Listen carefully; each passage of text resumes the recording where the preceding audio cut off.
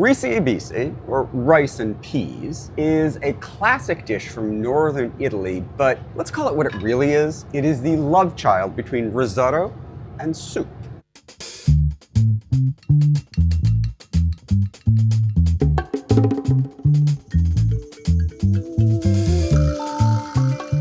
So I traveled to a farm north of Venice where I worked with a home cook, Michela Tasca.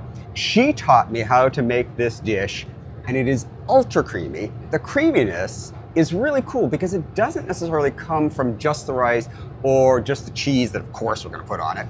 It actually comes from the broth. So we're gonna start off with making that special broth, and it's actually really simple. We're gonna put a couple cups of chicken broth, a large pot, some water, some fennel seeds, and our veggies. We're just gonna bring this up to a simmer, cover it, let it go, let's say 10 to 12 minutes. Really, you just want the veggies to be nice and soft. We haven't just made a flavorful broth. What we've also done is soften the vegetables so because they are going to become part of the base of our risi e bisi. We're gonna puree those with a little bit of the broth. And what we're doing is we're creating a really naturally sweet puree that's gonna have lots of natural starches in it. And that's gonna both flavor and give body to the finished dish. And we're gonna scoop out about 1 cup of the liquid left behind. All right, we're gonna dump this into our blender. And we're going to add 1 cup of frozen peas. And then we're gonna put about 2 cups of flat leaf parsley. And we're just gonna puree this for a couple minutes until it's nice and smooth. Pea smoothie. Next step is we're gonna prep the rice. And for that, we're gonna start off with a couple tablespoons of butter. Butter makes everything better. And pancetta, because actually pancetta really makes everything better. If you can avoid it, don't buy the pre-diced stuff. It's kind of not very impressive. And if you buy a block of it yourself and just chop it up, you get a much better flavor. And we have some diced onion. So we're just gonna cook this for 4 or 6 minutes. We want the onion to start to brown. We want the pancetta to render its fat and get really yummy and just a hint crispy. The key ingredient here, of course, is the rice, and we're using arborio rice, which is commonly used for risottos because it creates a lot of creaminess from the starches. We did some testing actually to see what's the best rice for risotto, but what actually mattered more than the actual type of rice was where the rice was from. Universally, we found that imported rices from Italy, did way better than domestic ones. So if you can, search out real Italian risotto rices. All right, and don't be afraid of a little bit of browning on the bottom there, because that's how we're building flavor.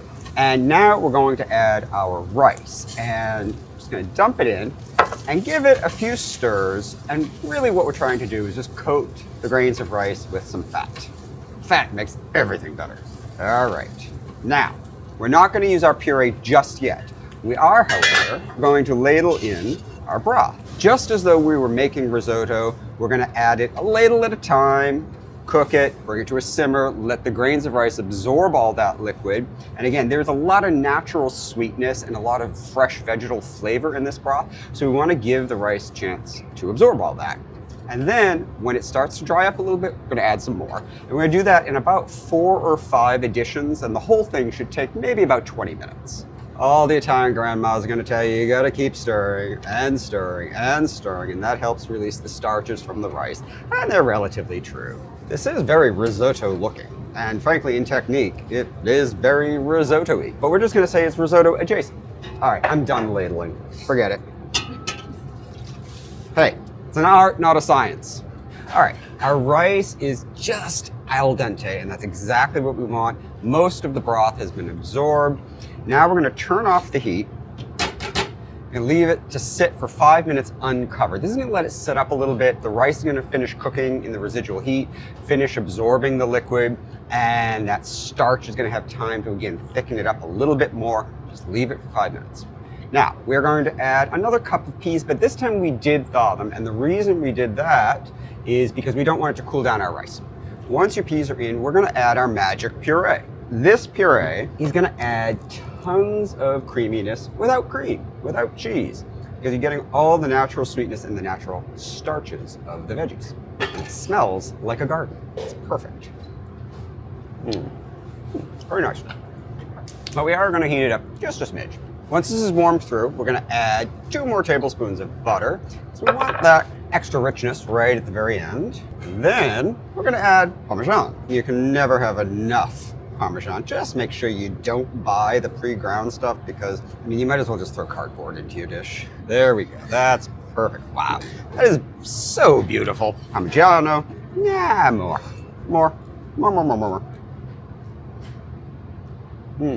That is fantastic.